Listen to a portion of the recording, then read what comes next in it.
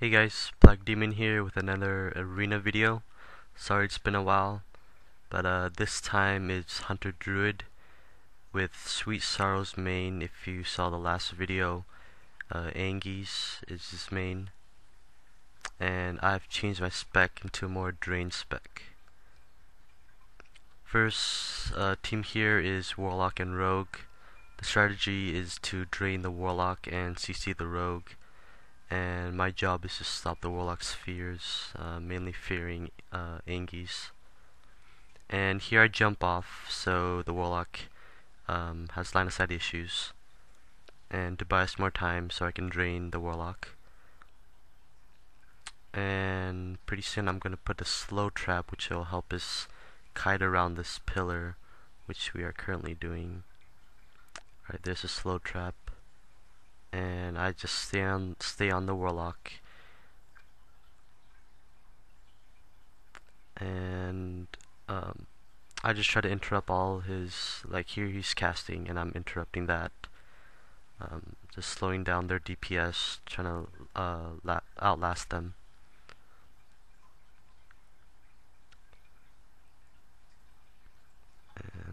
And here the Warlock's almost down, and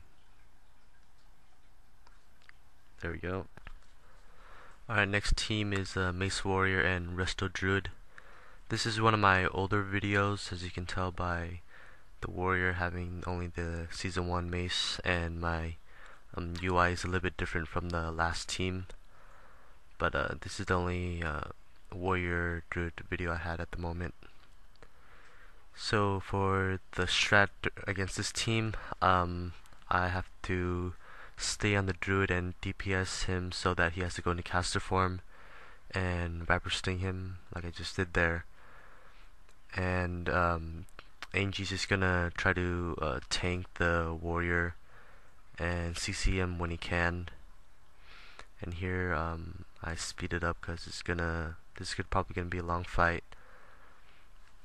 And I just stay on the Druid pretty much the whole time and try to scare beasts whenever I can. And just I'm using a slow trap in this video, but since then I've changed my strat to a freezing trap. But in this case the slow trap works, but if I had used a freezing trap it would have worked better. So my strat has changed since then. And here the Druid's getting low on mana, and you have to watch for his innervate because the Druid will get a lot of mana back, which is not good for this team. So watch for that, just arcing shot that, and try to keep aim shot like I'm doing here as much as you can. And the Druid's pretty low on mana. The Warrior CC there. And he's switching forms a lot, which is good, which is lowering his mana. And Angies helps out there by charging the Druid, interrupting his heals and immobilizing. And here I'm chasing the Druid, he's pretty low. Alright, next team is a Mage and a Rogue. I see the Rogue on Proximal because he popped out earlier, but I just didn't want to show that. The strat here is to drain the Mage and CC the Rogue. I'm just opening on the Rogue because the Mage is up there. I'm just waiting for him to come down, and there he goes. So I just start focusing on the Mage. And here I'm using the slow trap because it helps Angi's kite once again. But you could also use freezing trap. Just in this case I use slow trap. And I just try to interrupt the Mage whenever he does a frostbolt. Just use silent shot.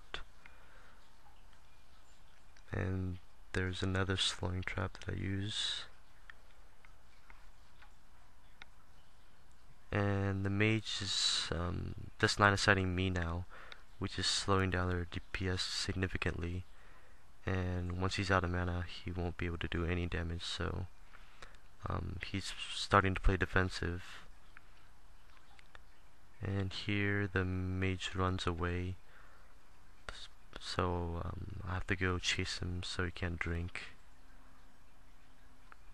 And Engi's is just able to heal himself through a single rogue, so it's looking good. It looks pretty good right here. And I put a freezing trap down there, but the rogue gets out of that. And the mage isn't even doing any damage to Engi's. And he's still trying to run away, but he's getting pretty low on mana. And once the mage runs out of mana, it's pretty much a win. The longer the fight lasts, the better it is for my team. And here the mage goes down. Alright, next team is a warrior shaman. Strat here is to drain the shaman and trap the warrior whenever Angus needs help. And just keep my pet on him so he can't dispel the viper sting. And just watch for the shaman's water shield. Arcane shot that to dispel it so he can't get mana back. This is a similar strat to warrior druid, but shamans get back mana quicker than druids because of the water shield. Here I trap the warrior because Engi's getting low on health, but the warrior drinks out of that. But this buys Engi's enough time to get away, and here I'm just destroying totems. And just watch for the Wind Fury totems and the poison cleansing. And there are some strats where you keep your pet off the shaman once he's low on mana, because when he hits the shaman, water shield will proc and you get mana. But here the shaman does not apply water shield as often as other shamans, so I just keep my pet on him and just wing clip him, keep him so he can't line of sight. And he's getting pretty low. And against the high rated warrior shaman teams, I might change my strat up, because for those shamans who actually keep reapplying water shield, it's pretty much impossible to drain him. So if you're against that, if you face that team, I would suggest to CC the shaman and actually kill the warrior. If you can set up a system to trap the shaman and cyclone, entangle, or line of sight him, if you can do that. But just draining the shaman in this case works, but against high rated teams, you'll have to use other strat. And here shaman's low and he goes down. Alright, thanks guys for watching. Subscribe for more videos, and talk to you guys later.